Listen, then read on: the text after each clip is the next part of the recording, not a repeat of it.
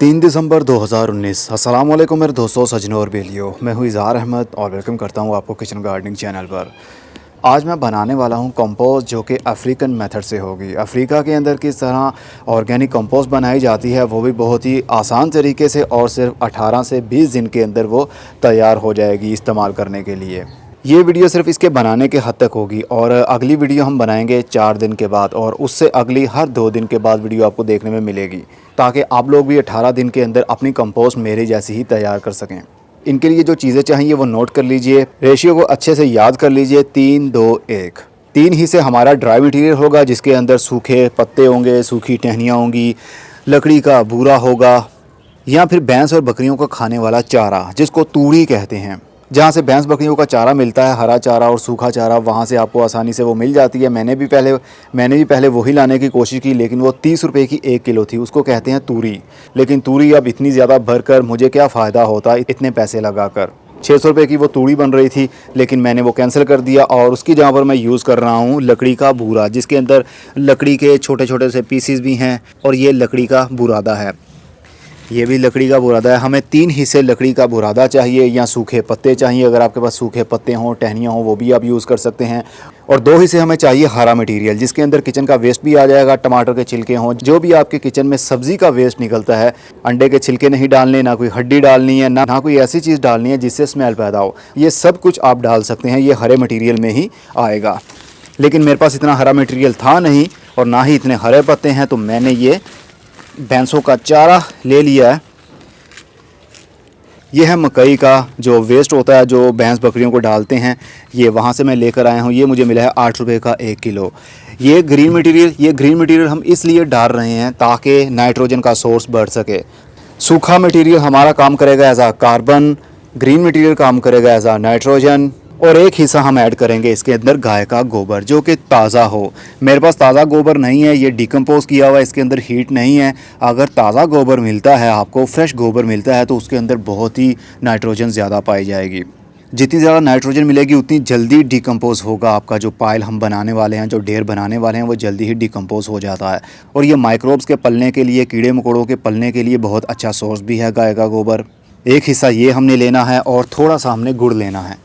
ये 20 रुपये का गुड़ मिला है मुझे। ये तकरीबन 100 ग्राम होगा। अगर आप 1 पाव मतलब 250 ग्राम भी यूज़ करना चाहें तो कर सकते हैं। गुड़ सोर्स है फास्फोरस का, और जब ये पानी के अंदर डिज़ोल्व होने के बाद में कंपोस्ट पाइल में जाएगा, तो बैक्टीरिया का भंडार पैदा हो जाएगा। हम बैक्टीरिया पैदा करने के लिए गुड़ यूज़ करेंगे। और एक जाली चाहिए, जो कि 4 फुट बाय 4 फुट की होनी चाहिए।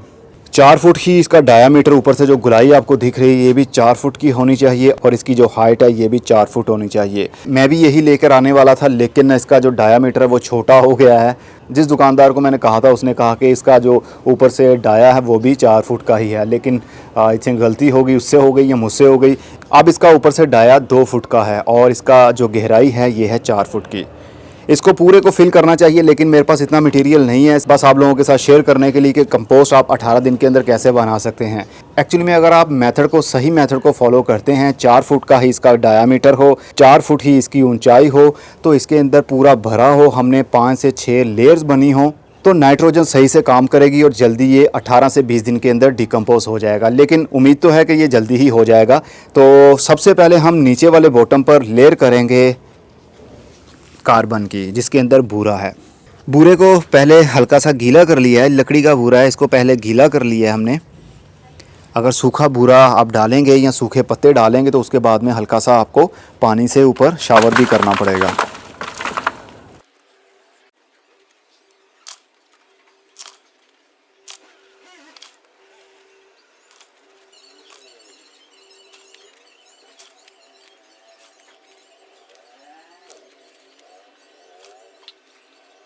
तीन हिस्से मैंने कार्बन मतलब ड्राई मटेरियल नीचे इसके लेयर कर दी है। अगर आपके पास पेपर हो, वो भी कार्बन का सोर्स है, आप वो भी यूज़ कर सकते हैं, न्यूज़पेपर भी यूज़ कर सकते हैं। और अब हम 2 हिस्से यूज़ करेंगे हरा मटेरियल।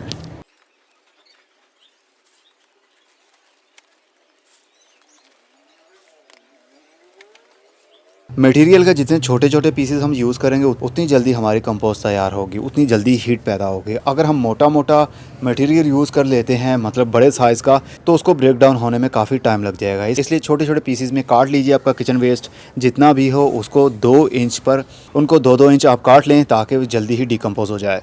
अब हमारा 2 हिस्से लेयर हो चुका है ग्रीन मटीरियल का। इसके ऊपर हम 1 हिस्सा गाय का गोबर डालेंगे, लेकिन उससे पहले थोड़ा सा हमें पानी ऐड करना पड़ेगा ताकि मॉइस्चर साथ साथ में बनता रहे। अगर पूरा ढेर लगाने के बाद में हम ऊपर से पानी देंगे तो वो नीचे तक पानी नहीं जाएगा, बल्कि साइडों से बाहर निकल जाएगा। इसलिए वो नीचे वाला मटेरियल गीला नहीं होगा और हीट प्रोड्यूस नहीं होगी। हमारा मकसद है नाइट्रोजन को ज़्यादा से ज़्यादा लेवल के ऊपर लेकर आना, तो पानी मिलेगा तो ही हीट बनेगी।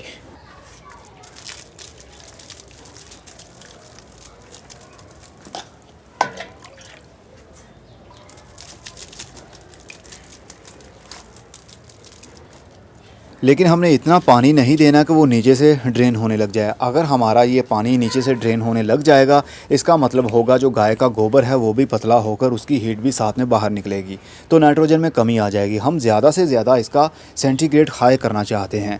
कहते हैं 60 सेंटीग्रेड से 70 सेंटीग्रेड इसका टेम्परेचर होगा तो ही ये सही से डिकम्पोज होगी। और टेम्परेचर को हाई करने के लिए ग्रीन मटीरियल और साथ में गाय का गोबर, जो कि डिकम्पोज ना किया हो, फ्रेश गोबर हो, वो ज़्यादा हीट बनाता है। नाइट्रोजन गैस वो ज़्यादा बनाएगा और चीज़ें हमारी जल्दी ही गल जाएंगी। अब इसके ऊपर एक लेयर करेंगे गाय के गोबर का।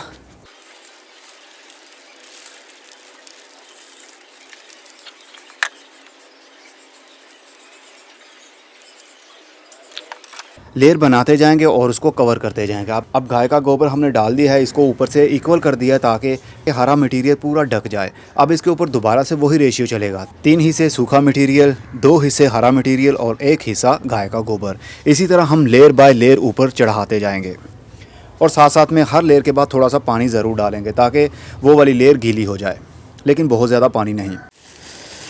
ये थोड़े से माल्टे के छिलके किचन वेस्ट आया है और प्याज के छिलके हैं, टमाटर के छिलके हैं, तो ये भी हमारे जाएंगे कंपोस्ट पाइल के अंदर।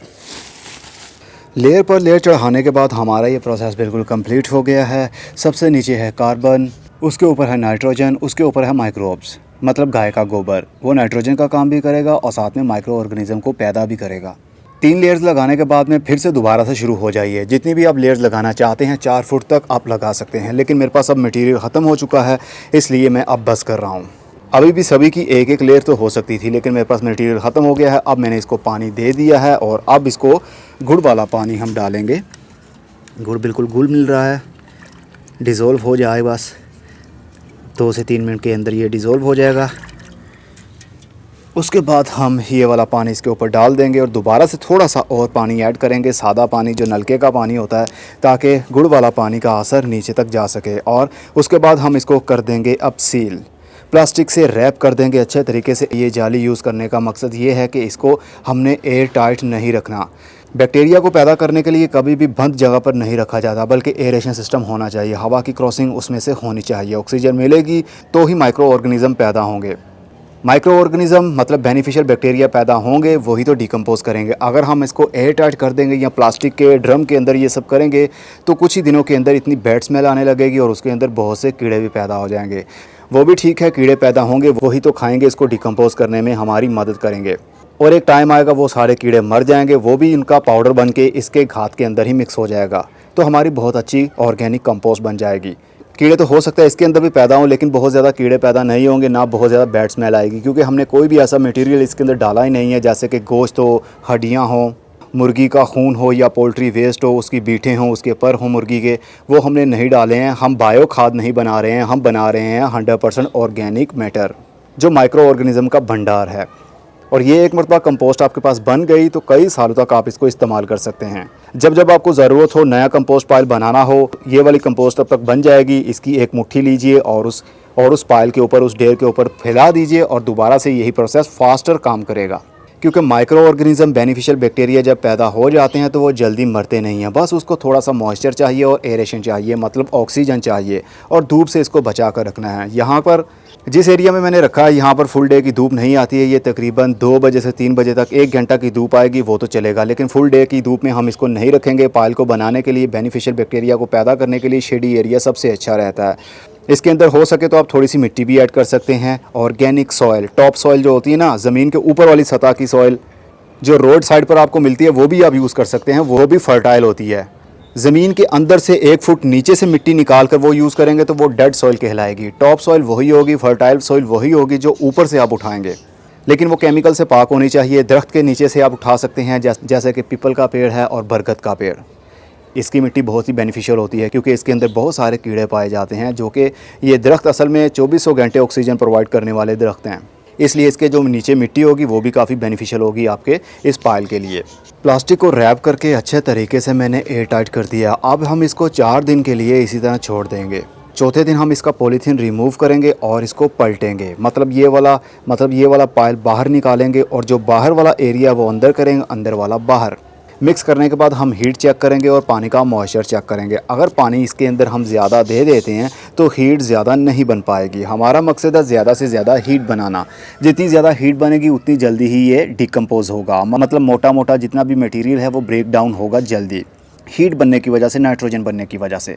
अगर पानी बहुत कम हो जाए तो फिर नाइट्रोजन बन नहीं पाएगी, हीट फिर भी नहीं बन पाएगी। इसलिए एक बैलेंस रखना पड़ेगा हमें। अब जितना मैंने पानी दिया है वो इस पाइल के लिए काफ़ी है। अगर मैं ज़्यादा पानी दूंगा तो नीचे से बह जाएगा पानी। जब पानी बहने लगे तो समझ जाइएगा आपका वो काम पूरा हो चुका है। और पानी मत दें, नहीं तो गाय का गोबर भी साथ में पानी के बाहर आ जाएगा, जिसकी वजह से नाइट्रोजन गैस कम पड़ जाएगी। आज 3 तारीख है, हम 4 दिन के बाद मतलब 7 तारीख को इसको दोबारा से इसके ऊपर वीडियो बनाऊंगा और ये वाला पॉलीथीन हम रिमूव कर देंगे। फिर नेक्स्ट स्टेप क्या करना है वो अगली वीडियो में आपको देखने में मिलेगा। अगर आपका कोई सवाल रह गया हो इस वीडियो के बारे में तो आप नीचे कमेंट बॉक्स में पूछ सकते हैं। मैं 24 घंटे के अंदर अंदर आपके सभी के सवालात के जवाब दे दूँगा, लेकिन इसी कंपोस्ट पाइल के बारे में होने चाहिए, कंपोस्ट बनाने के बारे में। क्योंकि अब मैं चाहता हूं कंपोस्ट बनाने के मुख्तलिफ़ तरीके भी ढूंढे जाएं और उसको आजमा कर भी देखा जाए क्या वो सही में काम करता है या नहीं। कंपोस्ट तो हमें बाज़ार से भी मिल जाती है, हम घर में भी कंपोस्ट बना लेते हैं, लेकिन उसका हमें सही से फ़ायदा नहीं हो पाता। हमें पता ही नहीं चल पाता कि उसका फ़ायदा हो भी रहा है हमारे पौधों में या नहीं, क्योंकि अभी हमें इतनी समझ नहीं है। पौधे की ग्रोथ रुक जाए तो हम समझते हैं हमने शायद खाद दी है वो ठीक काम नहीं कर रही है। पौधे की ग्रोथ अच्छी हो जाए तो हम समझते हैं शायद खाद काम कर गई, लेकिन ऐसा बिल्कुल भी नहीं है। हो सकता है आपके पौधे के ऊपर किसी पेस्ट का अटैक हो सकता है मौसम का उसके ऊपर असर हो, टेम्परेचर ज़्यादा मिल रहा हो, गर्मी ज़्यादा मिल रही हो, या ठंडक कम मिल रही हो, या ज़्यादा मिल रही हो। बहुत सारी छोटी छोटी बातों का ख्याल रखना पड़ता है प्लांटेशन में, तभी हमें अच्छा रिज़ल्ट मिलता है। खाद का रिज़ल्ट आप अच्छा देखना चाहते हैं तो आपको सब्ज़ी वाले पौधों में और फ्रूट देने वाले पौधों में ही नज़र आएगा, लेकिन सबसे ज़्यादा असर होगा सब्ज़ी वाले पौधों में, क्योंकि सब्ज़ी वाले पौधों की लाइफ कम होती है। किसी की 1 महीना होती है, किसी की 6 महीने, मैक्सिमम 6 महीने तक सब्ज़ी वाले पौधे की ग्रोथ होगी। वो सब्ज़ी देकर अपना लाइफ का साइकिल पूरा करके मर जाएगा। और इन्हीं 1 से 6 महीने के अंदर ही हमें अपनी खाद का पता चल जाता है कि वो काम कर रही है या नहीं। अगर हम बहुत बड़े दरख्त पर, जैसे कि आम का दरख्त है, उसकी उम्र 5 साल है या 10 साल है, उसको हम थोड़ी सी 1 किलो या 2 किलो एक मरतबा खाद दे दें तो हम समझते हैं शायद उसको फ्रूटिंग लग जाएगी, लेकिन ऐसा नहीं है, उसको काफ़ी टाइम लगेगा। आपने खाद का असर देखना है तो सब्ज़ी वाले पौधों के ऊपर अप्लाई करके देखिए। जब ये बन जाएगी इसका इस्तेमाल भी आपको बता दूंगा हमने कैसे इसको यूज़ करना है। पहली पलटाई इसकी करनी है हमने 4 दिन के बाद, और बाकी सब हम करेंगे 2 दिन के बाद में। अगली वीडियो का इंतज़ार कीजिए, हम निकालेंगे इसको, देखेंगे, मिक्स करने के बाद देखेंगे इसके अंदर पानी की कमी तो नहीं है, और हीट को कैसे मेजर करना है विदाउट एनी गैजेट, वो अगली वीडियो में आपको देखने में मिलेगी 7 तारीख को, मतलब 7 दिसंबर 2019 को। अब मैं चलता हूँ, आप भी बनाना चाहते हैं तो फटाफट से बना लीजिए ताकि आप और मैं 1 से 2 दिन के गैप पर ही हों। अब मैं चलता हूँ, खुदा हाफिज़।